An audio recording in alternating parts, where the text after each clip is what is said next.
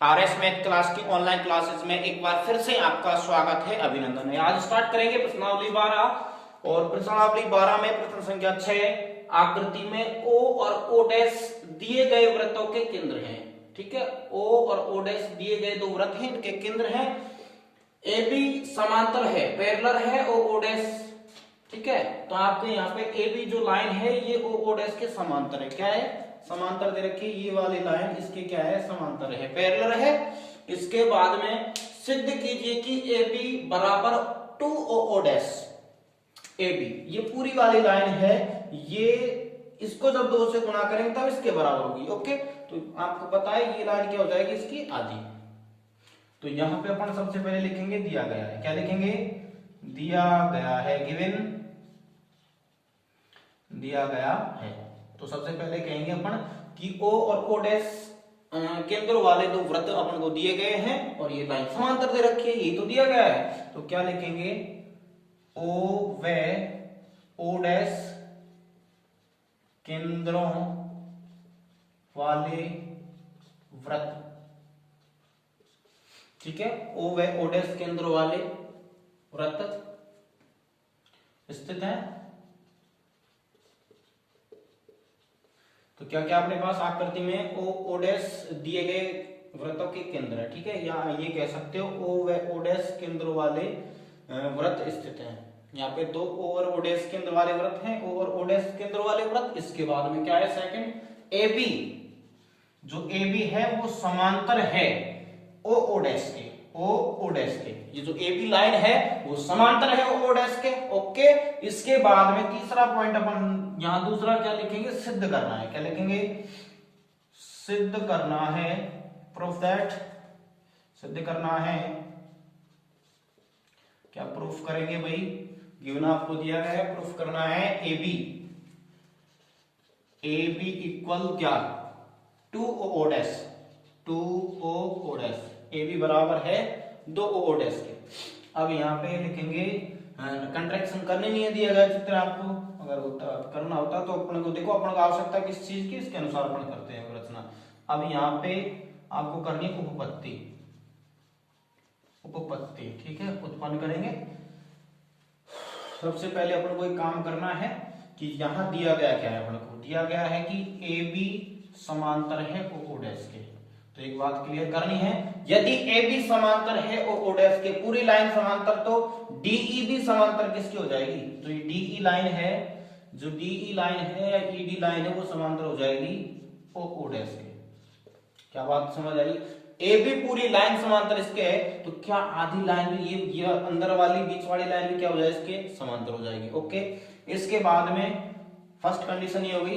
एक कंडीशन यहां से ये लेंगे कि ये जो केंद्र है, केंद्र जीवा पर क्या होता है? लंब समद्विभाजक होता है। केंद्र जीवा पर क्या होता है? लंब समद्विभाजक। प्रमेय के अनुसार तो यहाँ क्या कहेंगे? जो केंद्र होता है वो जीवा पर लंब समद्विभाजक होता है। ठीक है, तो यहां से केंद्र जीवा पर लंब होता है। ठीक है, केंद्र जीवा पर लंब होता है। अगर केंद्र जीवा पर लंब रहेगा तो क्या कह सकते हो? ये वाला कोण और ये वाला कोण, दोनों कोण क्या हो जाएंगे? 90 डिग्री। अगर उपले कोण 90 डिग्री है तो निचले कोण भी क्या होंगे? 90 डिग्री, क्योंकि दो लाइन समांतर है और इनके ये वाले कोण 90-90 डिग्री है तो निचले कोण भी क्या होंगे? 90-90 डिग्री। और चारों चतुर्भुज के चार अंत कोणों की 90 डिग्री है और आमने सामने की भुजा बराबर हो जाएंगे। क्या आयत होगा? देखो क्या कहेंगे? केंद्र जीवा पर लंब होता है। अगर केंद्र जीवा पर लंब है तो क्या कहेंगे? कोण ई, कोण ई बराबर कितना? 90 डिग्री। क्योंकि क्या कारण क्या था? केंद्र जीवा पर लंब होता है। अगर केंद्र जीवा पर लंब होता है तो 90 डिग्री का कोण बनेगा। तो एक तो ये हो गया कंडीशन। दूसरी क्या है? कोण डी, कोण डी भी कितना भाई? 90 डिग्री हो गया काम। क्यों? क्योंकि ये 90 डिग्री क्यों रहेगा? क्योंकि केंद्र होता है जो जीवा पर लंब होता है। ठीक है, और समद्विभाजन भी होता है। समद्विभाजन भी लिख देंगे अपन, तो आगे कंडीशन के हिसाब से करेंगे। तो क्या हो गया कि जो ये 90 डिग्री के कोण बन गए यहां से। अगर उपले 90 डिग्री है तो ये भी कितने डिग्री के हो जाएंगे? 90 डिग्री के। अतः क्या कहेंगे? जब ये दो लाइन समांतर हैं और उपले जो दो कोण हैं 90-90 डिग्री के हैं, तो निचले कोण भी होंगे। अगर निचले कोण, अब आपको समझना, अंतःयुग्म कोण और लाइन समांतर है वैसे भी, ठीक है। तो आप क्या कहोगे, अतः ये जो चतुर्भुज है क्या कहलाएगा, एक आयत कहलाएगा, ठीक है। तो क्या कहेंगे, अतः चतुर्भुज, अतः चतुर्भुज क्या नाम है, यहां से दे दो O dash O D E या ई ओ डैश ओ डी, अतः ई ओ डैश ओ डी, ई ओ डैश ओ डी एक आयत है। अतः चतुर्भुज O dash O D A क्या है, ई ओ डैश ओ डी एक आयत है, आयत है। अगर ये आयत है तो इसकी आमने सामने भुजाएं क्या हो जाएंगी, बराबर हो जाएंगी, ठीक है। तो यहाँ पे ईडी, ईडी बराबर या डीई बराबर क्या हो जाएगा, तो ईडी बराबर ओ डैश ओ, है ना, या ओ डैश, तो यहां लिख सकते हो आप क्या, डीई, डीई बराबर क्या हो जाएगा, डीई बराबर हो जाएगा आपका ओ डैश, ओके। डीई बराबर हो जाएगा आपका यहाँ पे ओ डैश। पहली कंडीशन क्लियर। अब देखते हैं यहाँ क्या होगा। नेक्स्ट अपना पॉइंट लेते हैं ओ केंद्र वाले वृत्त से, ओ केंद्र वाले वृत्त से, ओ केंद्र वाले वृत्त से क्या होगा, ओ केंद्र वाले वृत्त से अपन बताएंगे कि इस केंद्र में जो जीवा, ये जो जीवा है ए सी जीवा का ये क्या करेगा, केंद्र समद्विभाजन करेगा। क्या कहेंगे कि भाई ये लंब और समद्विभाजन भी होगा, बिल्कुल ये हिस्सा इसके बराबर होगा इसमें, और ये वाला हिस्सा इसके बराबर होगा, ओके। तो क्या करेंगे, तो इस वाले वृत्त में क्या हो जाएगा आपका, हो जाएगा यहाँ पे एडी, एडी किसके बराबर हो जाएगा, सीडी, एडी बराबर क्या हो जाएगा, सीडी, क्योंकि क्या कहेंगे, केंद्र जीवा का लंब समद्विभाजन करता है, ठीक है। यहाँ केंद्र जीवा पर क्या था, लंब, और यहाँ पे समद्विभाजन भी करेगा। तो क्या कहेंगे, केंद्र जीवा का समद्विभाजन भी करता है, लंब समद्विभाजन करता है, केंद्र जीवा का लंब समद्विभाजन करता है, समद्विभाजन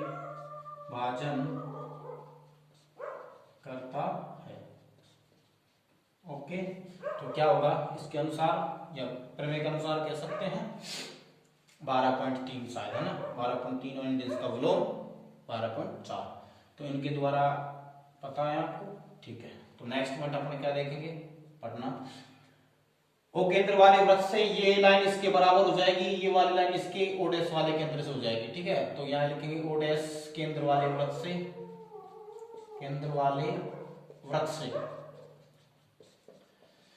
ठीक है। थोड़ा स्पीड बढ़ा देते हैं, देखो ओ केंद्र वाले वृत्त से क्या होगा, ओ डैश केंद्र वाले वृत्त से, कि यहाँ पे ये इसके बराबर हो जाएगा, क्या नाम है, सीई, सीई बराबर किसके बताओ, सीई बराबर है बीई के, ओके, या बीई बराबर है सीई के, क्यों बराबर है, क्योंकि यहाँ पर कहते हैं केंद्र जीवा का लंब समाधान करता है, समान दो भागों में बांटेगा, तो ठीक है। यहाँ से जो ये लाइन है इसमें लंबी होती है और समान दो भागों में बांटती है। अब आपको करना क्या है कि यहां से एक काम कर सकते हैं अपन, क्या कि टोटल जो ए बी है वो कितने पार्टों में बटा, 4 हिस्सों में बटा है, कितने हिस्सों में बटा है, 4 हिस्सों में। तो क्या कहेंगे, देखो जो ए बी है वो कितने भागों में बटा, 4 भागों में। नाम लिख देता हूं मैं बीई, तो स्टार्ट इधर से कर रहा हूं, देखो बीई प्लस सेकंड नाम क्या है, सीई, फिर इसके बाद में क्या है, प्लस सीडी, सीडी ले लियो, फिर क्या है आपका एडी, एडी या डी एक की बात है। अब यहां से क्या करना है, ए बी बराबर 4 भागों में विभाजित कर दे, ए बी इन 4 भागों के बराबर है, इक्वल है, ठीक है।